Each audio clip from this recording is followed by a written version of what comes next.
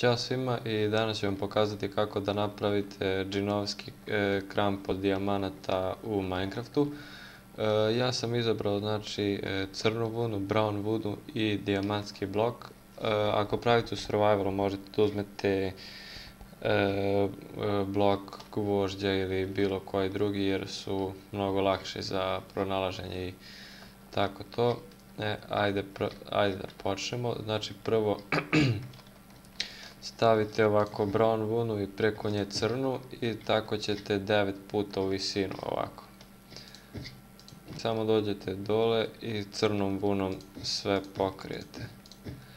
Opa. Sve ove delove koje niste. Dobro, i ovde. To je sad kao stik i onda ovde uzmete dijamantski blok ili koji blok ste već izabrali. Na vama je i samo ovako stavite. Napravite kao slovo L i onda ovde isto dodate 2 i ovde dodate samo malo, ovde dodate 2 i odete ovde gore i ovaj gornji deo produžite za 3 bloka. Tako isto uradite i ovde, znači za 3 bloka. Opa. To je to. I sad opet uzmete crnu vunu i samo sve prekrijete. Ovako. Opa. Tu.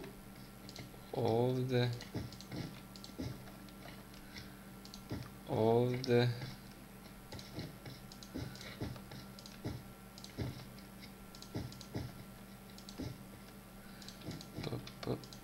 I eto. To je to, znači to je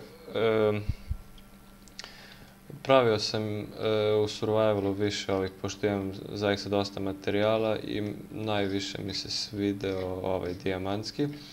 I to je to, ako se i vama svideo, lajkujte i subscribeujte i ako bude interesovanja napravit ću još nekoliko ovih kao alata i tako to, vidimo se.